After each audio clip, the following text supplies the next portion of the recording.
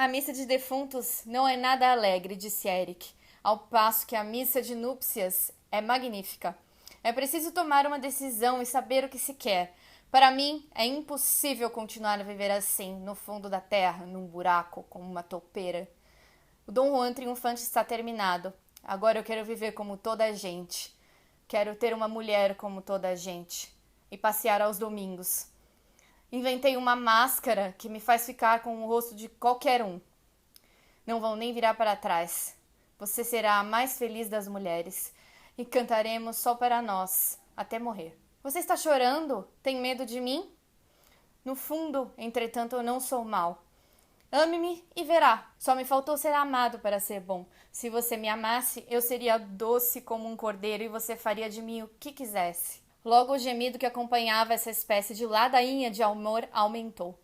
Nunca ouvi nada mais desesperado. E o senhor de Chani e eu reconhecemos que esse espantoso lamento pertencia ao próprio Eric. Que texto estranho é esse, Vitória? Vocês não sabem, mas esse texto é um trecho do Fantasma da Ópera de Gaston Leroux e vocês veem esse texto toda semana passando aqui por trás da minha vinheta. É um easter egg aqui no meu canal. E vocês vão entender, ou pelo menos eu vou tentar explicar aqui um pouquinho hoje, sobre essa minha relação aí tão profunda com essa história do Fantasma da Ópera nesse vídeo de resenha que eu tô fazendo aqui hoje. Se você tá vendo esse vídeo no dia que ele tá saindo, que é sábado, dia 4 de julho de 2020, saiba que hoje é meu aniversário, então me dá parabéns aqui nos comentários, porque eu tô vivendo meu aniversário na quarentena, eu vou ter que ficar na quarentena, não vou poder comemorar, não vou poder fazer nada, então acho que eu mereço no mínimo o seu like nesse vídeo e um comentáriozinho de parabéns, tá bom, gente? Se inscrevam aqui no canal, sigam lá no Instagram também, @filapreferencial. Se você tá chegando aqui por causa da literatura, tem muitos conteúdos literários lá. E é isso, seja o que Deus quiser, vamos falar de Fantasma da Ópera hoje.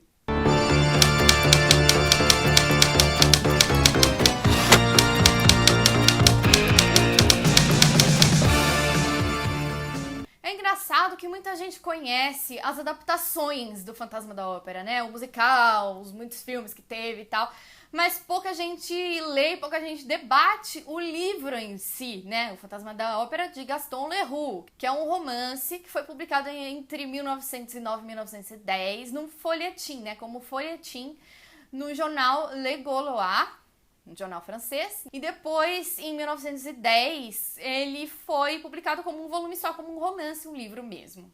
E é um livro que me toca muito, eu já li muitas e muitas vezes durante a minha vida, já estudei bastante sobre ele e sobre literatura gótica, sobre, enfim, psicanálise, coisas anexas que podem me ajudar a tentar entender por que eu me conecto tanto com essa obra.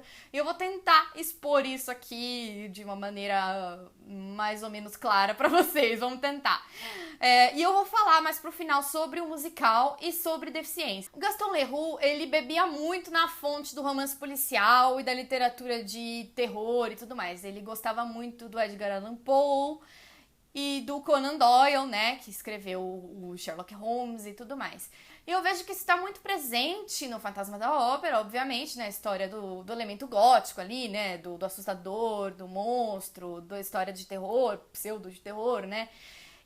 Mas eu acho que está muito presente na estrutura do romance também, porque ele é estruturado como uma reportagem. Muitas histórias da literatura gótica são estruturadas dessa maneira mais documental, né? Por exemplo, o Drácula de Bram Stoker, né? Que é um romance epistolar, ou seja, ele é composto por cartas, por documentos, por epístolas. E o Fantasma, ele se aproxima um pouco disso, talvez a gente possa chamá-lo de romance epistolar, de certa forma, mas eu acho que ele pende mais pro lado da reportagem, porque ele tem um narrador ali que fala no primeiro capítulo que o Fantasma da Ópera existiu e eu vou provar isso através deste livro. Obviamente é uma coisa ficcional, né? Apesar de muita gente dizer que o Gaston Leroux acreditava realmente que existia um fantasma na Ópera de Paris e que tudo isso é verdadeiro, enfim. Na minha leitura, é ficcional, porque ele traz muitos elementos que são de fato históricos. Por exemplo, o espaço da narrativa, né? Que é quase toda ela se passa dentro da própria Ópera de Paris, aquele Ballet Garnier lá, que tá lá em Paris até hoje. E alguns eventos que aparecem na história, por exemplo, eles terem encontrado um esqueleto nas catacumbas da Ópera de Paris, é verdadeiro, aconteceu mesmo. Aquela cena que é muito representada, né, nas adaptações. As adaptações são todas muito diferentes, mas aquela cena sempre tem, que é do Bendito Lustre caindo no meio de uma apresentação e matando algumas pessoas. Isso realmente aconteceu na Ópera de Paris. E outra coisa que também é verdade é que existe um lago nos subsolos da Ópera de Paris, que aparece, né, no musical, aquela cena famosa e tudo mais. Existe mesmo aquele lago, tá lá até hoje, e ele é usado para treinamento de bombeiros, porque eles precisam aprender a nadar no escuro. Então eles usam lá o lago do Fantasma da Ópera. Outra coisa que também é inspirada na realidade mesmo, nossa, histórica, são alguns personagens como a protagonista, né? Ela é inspirada por uma cantora da Ópera de Paris que realmente existiu e realmente teve lá uns momentos que ela desapareceu e tudo. Na verdade, o nome dela era Christina, né? Não Christine. E era uma cantora sueca lá da ópera. E aí a gente já entra pra falar dos personagens, né? Eu fiquei tentando muito tempo aqui gravar esse vídeo, porque é muito difícil pra mim resumir uma história que me atinge tanto e que eu vejo tanta profundidade em uma sinopse curtinha, né? Então, basicamente, vou tentar resumir. A gente tem um triângulo amoroso na história. Então, temos Christine, no meio, a cantora da Ópera de Paris. De um lado, temos Eric, né? Também conhecido como Fantasma da Ópera. No livro, ele tem um nome, que é Eric. E do outro lado, temos Raul, que é um visconde, é um mocinho, um príncipe da Disney, assim, digamos, genérico. Ele frequenta lá a ópera, ele é amigo de infância da Christine. E a nossa história começa quando temos uma troca de diretores da ópera, né? E eles recebem a notícia de que existe um fantasma nesta ópera e eles vão ter que fazer N coisas para satisfazer o fantasma, né? Dentre elas, o famoso salário do fantasma e o famoso camarote número 5, que também existe lá em Paris, exatamente na posição que é descrito no livro. E que é o camarote que tem que ficar vazio, porque é o camarote do fantasma. Todo teatro tem uma história de fantasma, né, gente? A Ópera de Paris não podia ser diferente. E aí, em comemoração a essa troca de direção da ópera, temos uma gala, né, uma apresentação lá de todos os cantores, com trechinhos de óperas. E tem uma cantora que fica doente. E aí, Christine, que era uma cantora sem muita importância, não tinha grande destaque e tudo mais, ela vai substituir. E aí ela começa a cantar, e aí ela canta de uma maneira, assim, sobrenatural, transcendente, maravilhosa, perfeita, incrível. E todo mundo fica, meu Deus, mas da onde saiu? E aí perguntam, né, pra ela, nossa, mas você até ontem você cantava normal, como é que você tá cantando assim tão bem? E aí ela diz que ela tem recebido aulas de canto, né, de um anjo da música que fala com ela no camarim dela. E aí todo mundo fica meio, né, não entendi muito bem essa história. Christine é uma menina crédula, né, do interior. O pai dela era músico, ele morreu faz pouco tempo. E ele contava pra ela uma história de que quando ele não estivesse mais lá, quando ele tivesse morrido, ele estaria no paraíso e mandaria um anjo da música pra guiá-la, pra protegê-la. E ela tem certeza absoluta de que é o pai dela mandando o anjo da música conversar com ela no camarim, ensinar ela a cantar daquela maneira divina. A gente tem um ponto de vista sobre tudo isso de um narrador, que é como se fosse um repórter, né? Mas ele muitas vezes ele empresta o ponto de vista ali pro Raul, que é o namoradinho da Christine, para outros personagens, para ter vislumbres dessa história de vários ângulos, né? Até por isso que é bem difícil fazer um resumo, porque tem várias histórias. Então, o Raul, ele assiste essa apresentação transcendental aí de Christine, e ele a reconhece, lembra que ele tem um crush por ela de infância, e aí reativa essa paixão, eles começam a viver ali um romance, e ela conta pra ele sobre essa história do anjo toda e tal, e o Raul fica desconfiado, e a gente acaba descobrindo eventualmente que não tem anjo nenhum, que na verdade é o fantasma da ópera, que também está apaixonado por Christine, e ele acha que a melhor maneira de chegar na crush dele é fingir que é o pai dela falando com ela do além. É isso. E aí é muito interessante uma leitura que eu faço dessa história pelo ponto de vista da Christine, né? A Christine é uma artista em formação. Então, de um lado, ela tem a ópera de Paris, né? Que hoje em dia a gente vê como uma coisa muito culta, alta cultura, muito fina, chique e tal. Mas que naquela época era visto como uma cultura de massa. Como se fosse um filme ruim que você vê na televisão, sabe?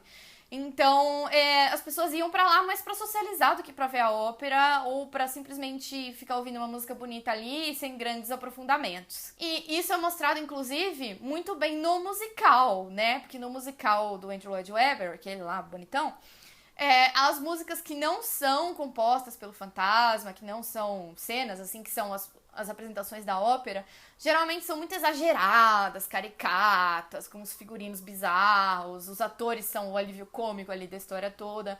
E é mais ou menos assim que muitos críticos viam a arte da ópera nessa época, né? E de outro lado, a gente tem a arte que ela entra em contato através desse anjo, dessa coisa sobrenatural que desafia ali o inconsciente dela e que é ligada ao fantasma da ópera.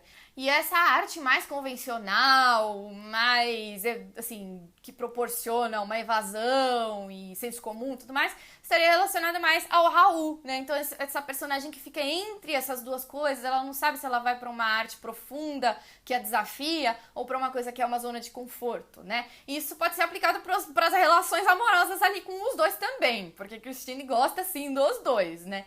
Então o Raul seria o cara mais óbvio, né? Com quem ela poderia casar e ter uma família, uma vidinha normal, padrão, sem grandes estrepulias. E diga-se de passagem, com um cara rico, que tem um título de nobreza.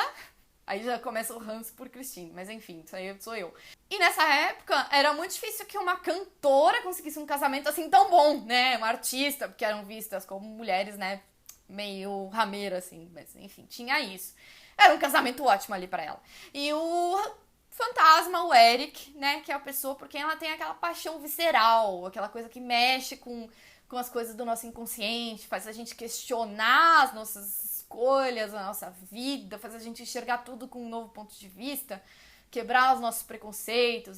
E isso, novamente, vou falar um pouquinho mais sobre o musical agora. Isso tá muito bem representado no musical. Eu enxergo o musical de uma maneira muito peculiar, gente, porque ele é, sim, um produto aí da indústria cultural, uma peça milionária que tá em cartaz há 30 anos, e é sempre igual, é sempre repetitivo, e tem milhares de efeitos especiais, muitas vezes as pessoas aplaudem efeito especial, que é uma coisa bizarra, né?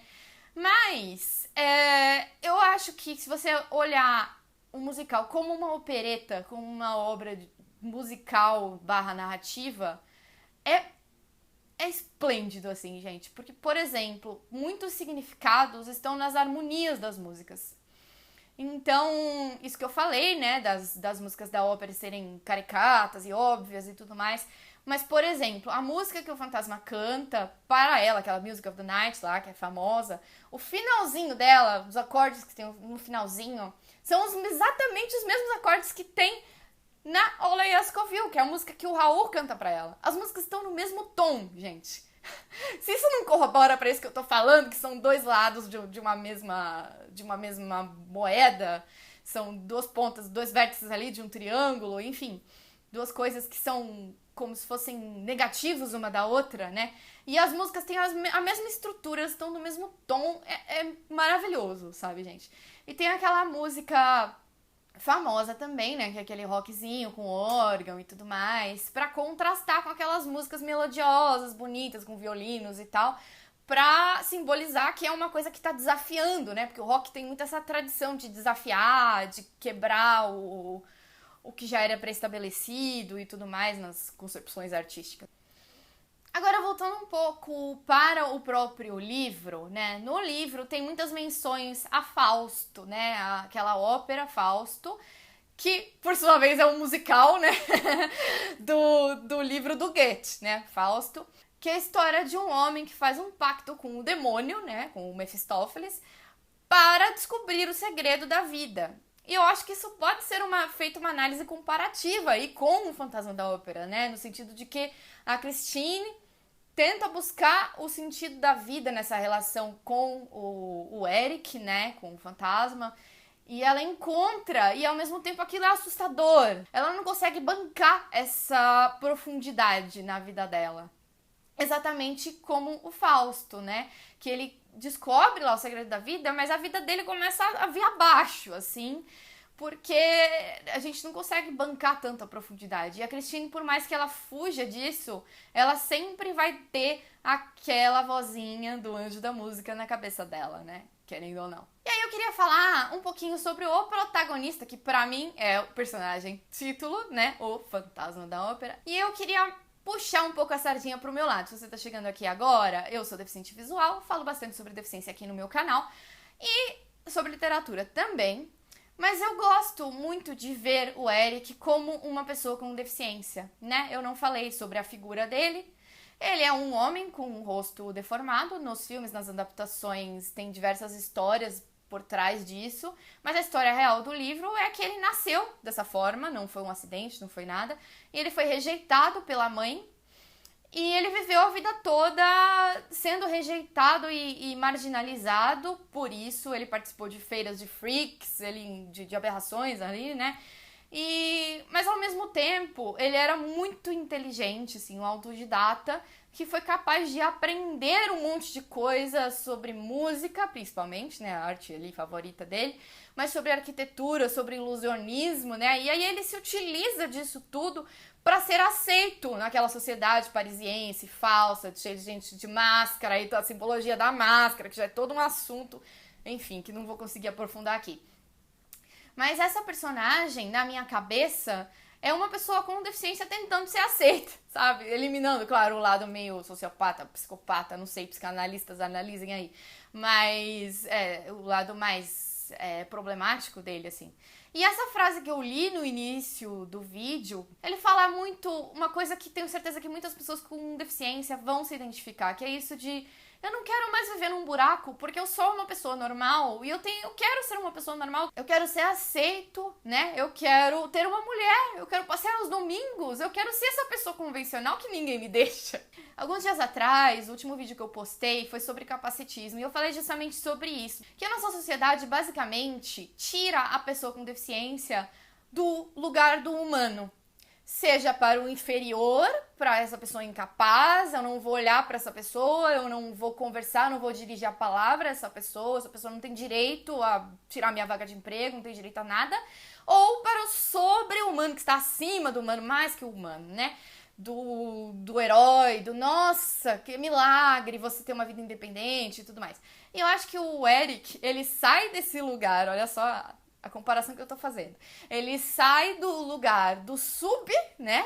Do sub-humano, do menos que um ser humano, que ficava na feira de freaks e tudo mais, rejeitado pela mãe, para o sobre-humano, né? E ele tenta se inserir através dessa coisa sobre-humana, e sobre-humana de fato, sobrenatural, né? Porque ele tenta se colocar como um espectro, né? Exercer poder sobre as pessoas através da credulice delas, né? Então ele se finge de fantasma, ele fica enganando as pessoas através das técnicas de ilusionismo que ele tem, pra ele obter algum poder ali. Mas na real, o real mesmo, ele tá ali no meio, ele é só uma pessoa normal que queria sair pra passear com a esposa, sabe, gente?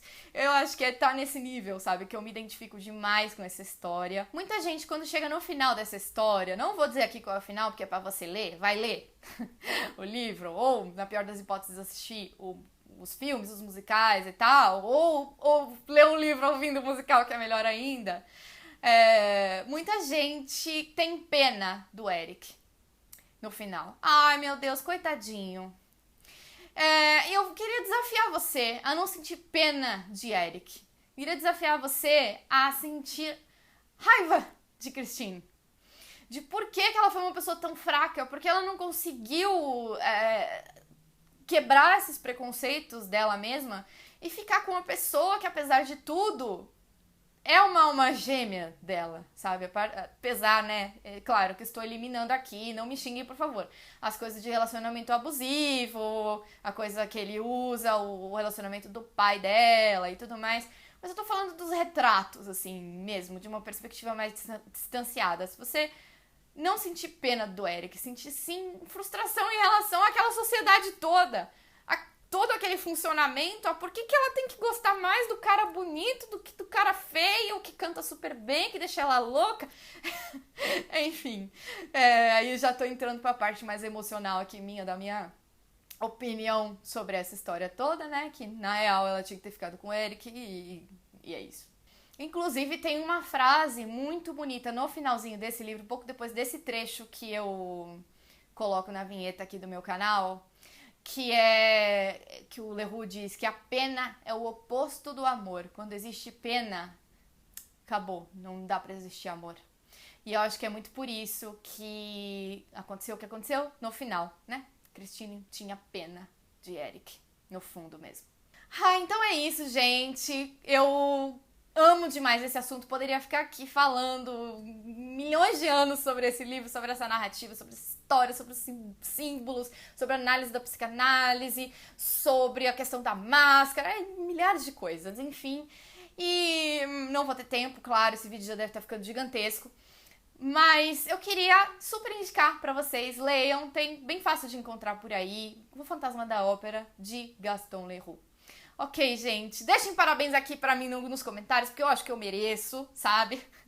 Deixem o like aqui no vídeo, me digam o que vocês acharam, se vocês já leram esse livro. Sigam lá no Instagram, @filapreferencial. E é isso, um beijo, até a próxima e keep your hand at the level of your eyes. Se você viu um musical, você sabe do que eu tô falando.